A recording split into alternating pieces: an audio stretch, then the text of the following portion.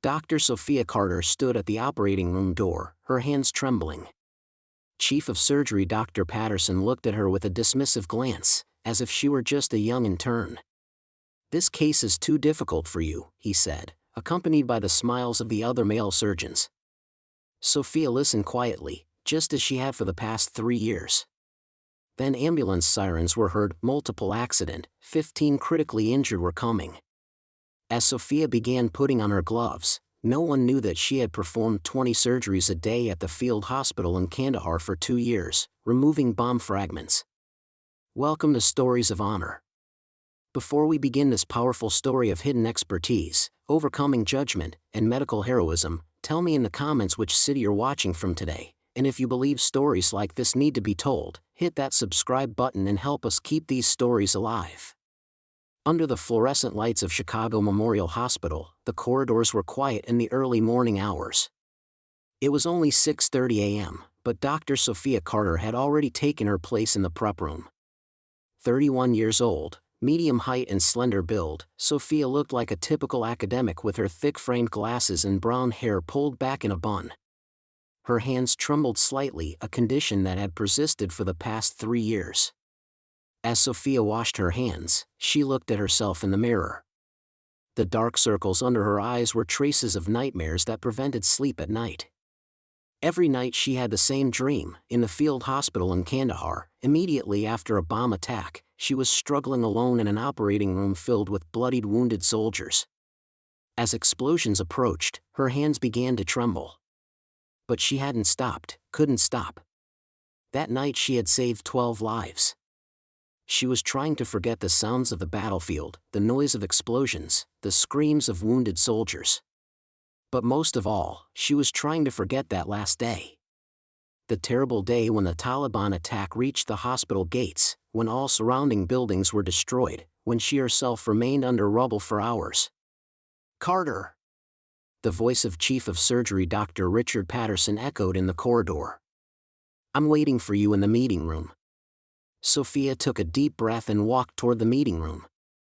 With each step, she seemed to hear the sound of combat boots hitting muddy ground. This was a symptom of post-traumatic stress disorder, the line between past and present sometimes blurring. Inside were hospital administrators and senior surgeons. Dr. Patterson was a 55-year-old man with gray hair and an authoritarian attitude. He had been the chief of surgery at this hospital for 20 years and had little tolerance for young doctors, especially female doctors. He was from the old school of surgeons and believed that the operating room should be male-dominated. "Ah, finally you're here," said Dr. Patterson when he saw Sophia. "Sit over there." Sophia sat in the empty chair at the end of the table. The other surgeons, all male, all with at least 10 years of experience, looked at her with dismissive glances. Dr. James Mitchell, a 40-year-old orthopedic specialist, whispered something to his colleague Dr. Robert Hayes beside him, and both laughed. Dr. Kevin Walsh, a cardiovascular surgeon, was shuffling through his files without even looking at Sophia. "Let's move on to today's case distribution," said Dr. Patterson, looking at the files in his hand. "Mitchell, you'll take the hip replacement operation. Hayes, the aortic aneurysm case is yours. Walsh, there's a triple bypass."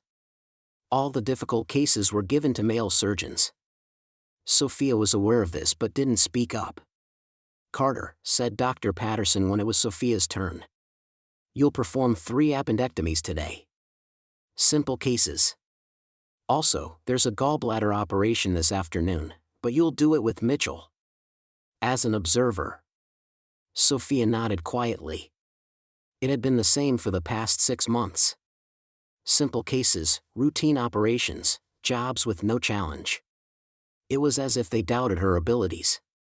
While she performed 30 surgeries a day in Afghanistan, here she wasn't even trusted with simple appendectomies. "Dr. Patterson," said Sophia, daring to speak up.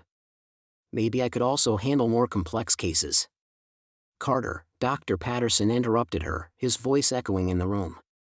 "You're not yet experienced enough to handle this hospital's challenging cases. Your hands are constantly shaking, you even struggled with a simple gallbladder operation last week. Nurse Nancy told me you dropped the scalpel." This was true. Sophia had lost control of her hand during surgery last week. At that moment she had remembered the explosion in Kandahar and her hands had begun trembling violently. She had dropped the scalpel and Dr. Mitchell had to complete the surgery.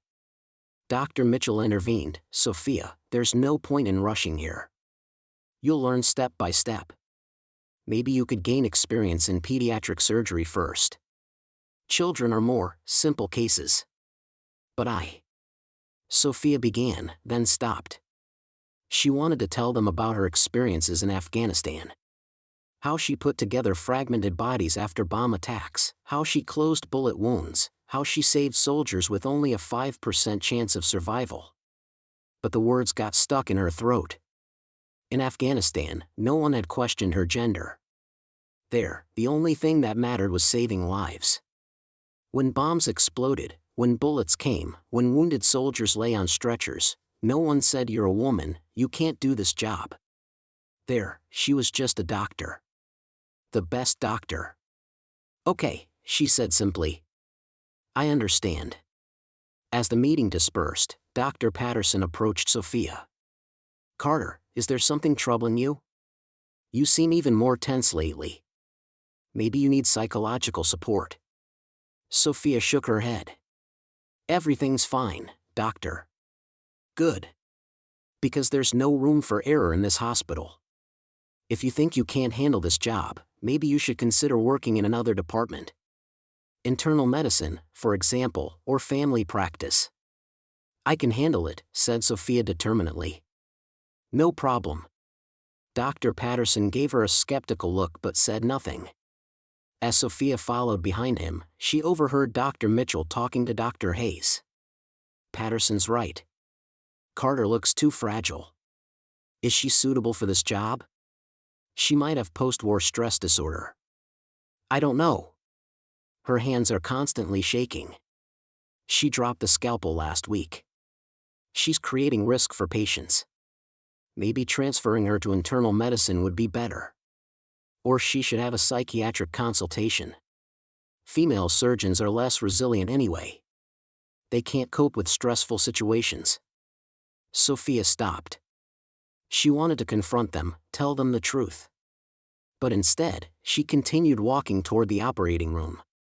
She could tell them how she dealt with 6 wounded soldiers simultaneously during a Taliban attack in Kandahar. Or how she operated under gunfire.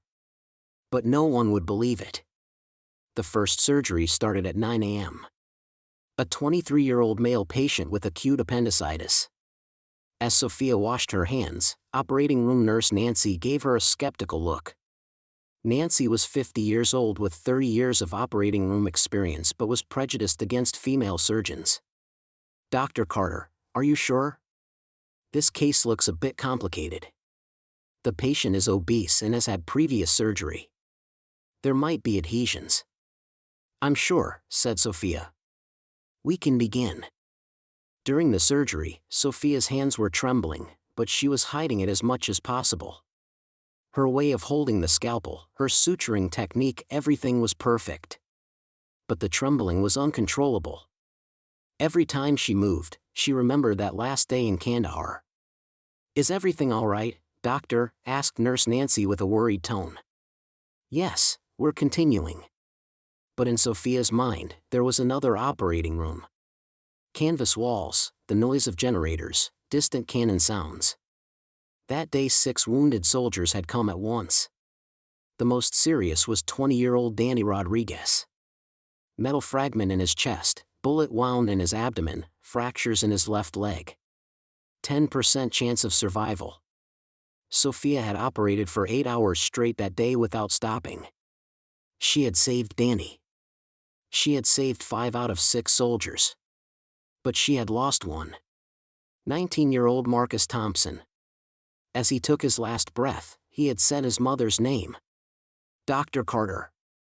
Nancy's voice brought her back to reality. "The scalpel is slipping from your hand." Sophia shook her head, collected herself. She completed the surgery successfully, but her heart was racing. The trembling had gotten worse. The second surgery was more difficult. A 50-year-old female patient with complicated appendicitis. The infection had spread. As Sophia examined the patient's file, she had seen a similar case in Afghanistan. When post-explosion internal bleeding and infection combined. "Let me do this surgery," said Dr. Mitchell, approaching. "You look tired." "No, I can do it." "Carter, I can see your hands trembling. We can't take risks with this patient." Sophia quietly stepped back. Dr. Mitchell took over the surgery. Sophia remained in the assistant role, just observing. This was the third time this happened. Each time the same reason, her trembling hands. During lunch break, Sophia sat alone in the cafeteria. She hadn't touched the sandwich on her plate. She had no appetite. Dr. Mitchell and the other surgeons were sitting at another table, talking loudly. "Did you see this morning's surgery?" said Dr. Mitchell. Carter's hands were shaking so much she almost lost the scalpel. "Yes, I think we need to talk to Patterson. This can't continue like this," said Dr. Hayes. "I just took the surgery from her." "For patient safety," added Dr. Mitchell proudly. "Maybe she needs psychiatric help. Could be PTSD. Female surgeons are less resilient anyway. They can't cope with stressful situations. I think we should transfer her to internal medicine. It's less stressful there." Sophia got up without touching the food on her plate and went to the bathroom. When she looked at herself in the mirror, she saw that her eyes were filling up. It had been like this for 3 years. Since she returned from Kandahar, no one had understood how truly skilled she was. In Afghanistan, she worked at NATO's largest field hospital. She performed 20, sometimes 30 surgeries a day. Bullet wounds, bomb fragments, burns, multiple traumas. She took the most severe cases. Her colleagues called her the miracle doctor. Lieutenant Colonel Sarah Kim, the hospital director, had said about Sophia, "This woman is the art of surgery itself." Sophia had gone to Kandahar with idealistic feelings. She wanted to change the world, serve humanity. But the reality of war was very different. Wounded soldiers coming every day, shattered bodies, hopeless situations. But she had never given up. The most challenging case was Sergeant First Class Michael Torres. He had lost both legs in an IED explosion, his internal organs were damaged. Other doctors had said there's nothing to be done. But Sophia had operated for 14 hours straight without stopping and saved him. Torres was now walking with prosthetic legs and was married. Then that day came. August 15, 2020. The Taliban attack was very close to the hospital. Rockets were falling, buildings were collapsing. They needed to evacuate the hospital, but there were 4 critical patients. They couldn't be moved. Sophia volunteered. "I'll stay," she had said. "I'll stabilize them."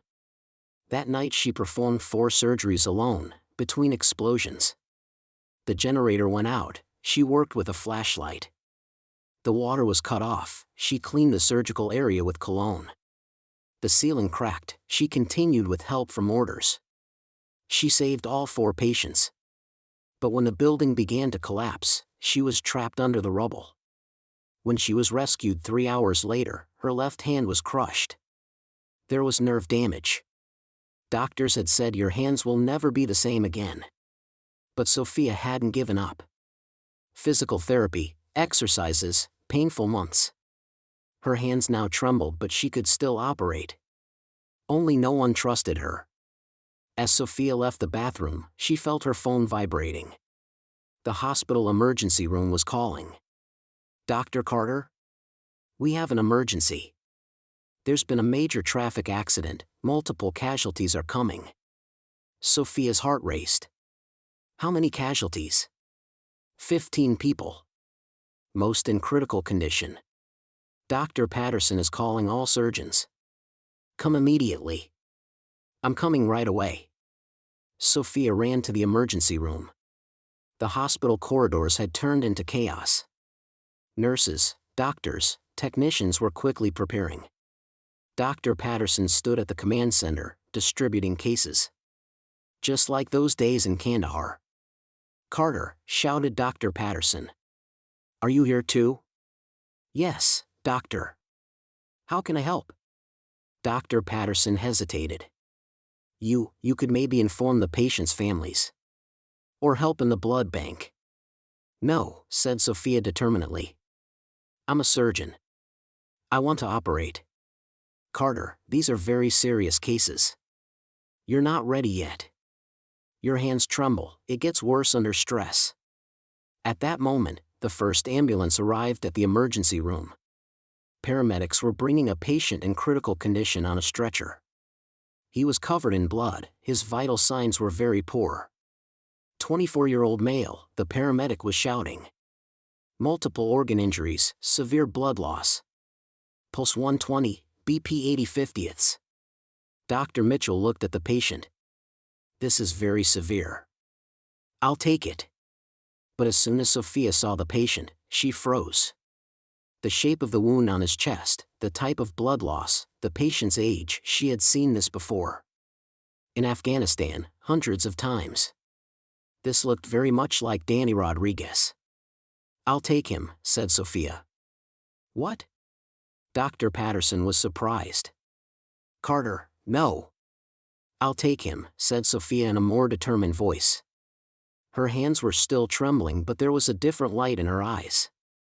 The light from Kandahar. Dr. Mitchell objected, Sophia, this is too risky.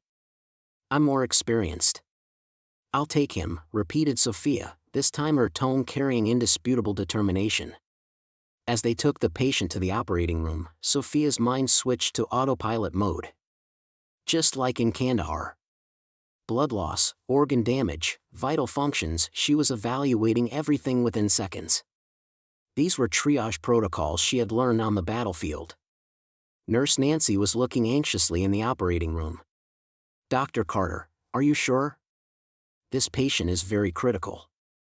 Maybe we should wait for Dr. Mitchell. I'm sure, said Sophia, putting on her gloves. Let's begin. Nancy, prepare 4 units of blood. O negative. And coagulation factors. Nancy was surprised. Sophia had never spoken so decisively. But she quickly carried out the instructions. When she took the scalpel in her hand, something changed.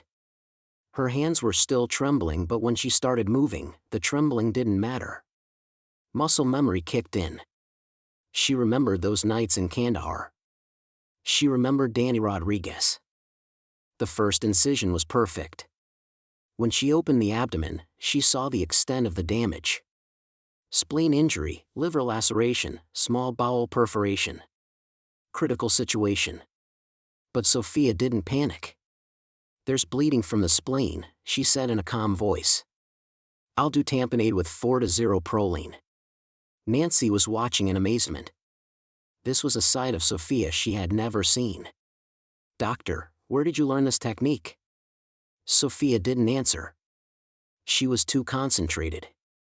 She repaired the spleen injury, then moved to the liver. She closed the bleeding vessels with hemostats. Every movement was flawless. Outside the operating room, Dr. Patterson and other surgeons were watching through the glass partition.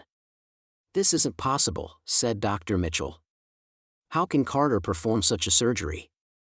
Her hands are shaking, but her technique is perfect, said Dr. Hayes in amazement. This is battlefield surgery technique, said Dr. Walsh, recognizing it. I had done an internship at a military hospital.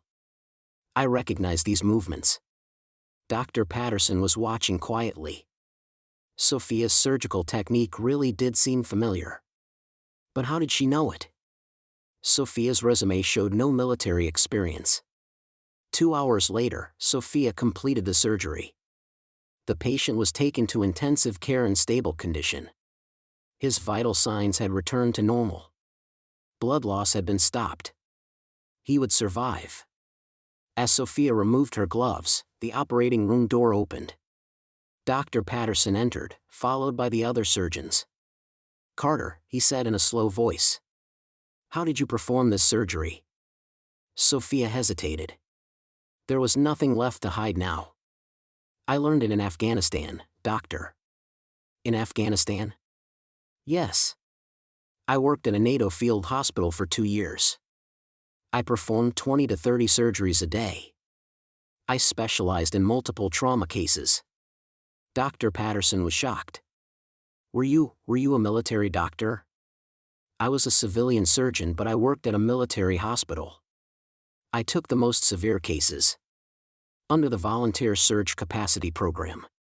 At that moment, the operating room door opened again. A nurse ran in. Dr. Carter. The second casualty has arrived. Very critical condition. Chest trauma. Sophia walked toward the operating room without any hesitation. Dr. Patterson called after her. Carter! Wait! But Sophia had already gone to the new patient's bedside. This time she was a surgeon whose hands didn't tremble at all, with determination in her eyes. Just like those days in Kandahar. That day Sophia performed 7 surgeries. Each contained different complications. Chest trauma, intra-abdominal bleeding, head trauma, multiple fractures. All were successful. 14 out of 15 casualties survived. Such a success rate had never been seen in the hospital's history. Between each surgery, Sophia felt herself back in Kandahar. Just as she had saved 4 patients during the Taliban attack that night, here too she was saving lives. Her hands no longer trembled at all, every movement was performed with perfect coordination. The 7th surgery was the most difficult. A 60-year-old woman with multiple organ damage. Other surgeons had called it a hopeless case. But Sophia didn't give up. With a 4-hour surgery, she brought the woman back from the brink of death. When the evening shift began, Dr. Patterson called Sophia to his office. The office was decorated in the traditional style of hospital directors. Diplomas, awards, photos of years of service. Carter, please sit. Sophia sat across from him. Her hands were trembling again, but from fatigue. What I saw today was incredible, said Dr. Patterson. Did you really work in Afghanistan? Yes, doctor. 2 years. 2018 to 2020, Kandahar Regional Military Hospital. Why didn't you tell me? I don't see military experience in your resume. Sophia took a deep breath. Because no one believes it. No one believes that a young female doctor with trembling hands worked in a war zone. And I didn't want to relive my traumatic memories. Then why do your hands tremble? Nerve damage. On the last day I was injured in a bomb attack. While evacuating the hospital, the building collapsed. I was trapped under the rubble. I had nerve damage in my left hand. I recovered physically, but my nervous system was affected. The trembling is permanent. Dr. Patterson nodded. But this doesn't affect your surgical ability. No. It just doesn't look confidence-inspiring. When people see trembling hands, they think it's inadequacy. Dr. Patterson stood up, went to the window. Chicago's night skyline was visible. Carter, I owe you an apology. I misjudged you terribly. Thank you, doctor. Starting tomorrow, you'll work on the trauma surgery team. You'll take the most severe cases. This hospital needs a surgeon like you. Sophia felt her eyes filling up. Really? Yes. And I would be proud to work with a surgeon who has military hospital experience. The next morning when Sophia came to the hospital, everything had changed. Dr. Mitchell and the other surgeons approached her with respect. The nurses greeted her with smiles. As she passed through the corridors, she could hear them whispering, "There's that hero surgeon." "Dr. Carter," said Nancy. "Today's first case is ready. Multiple trauma. Motorcycle accident." "I'm coming," said Sophia. As she entered the operating room, she looked at herself in the mirror. Her hands were still trembling. But now this wasn't her weakness, it was a symbol of her strength. Because those hands had saved lives. In Afghanistan, here, and the many lives they would save from now on. Sophia smiled as she put on her gloves. Finally, her true identity had been revealed. She wasn't just a young doctor with trembling hands. She was a surgeon who created miracles on the battlefield, who saved lives. And now everyone knew it. Have you ever been underestimated because of how you looked or acted? Did proving your true abilities change how others saw you? Share in comments. If this story touched you, subscribe to Stories of Honor. We'll continue telling stories of extraordinary service. See you in next story. Until then, show persistence in challenges. Because healing others requires extraordinary people.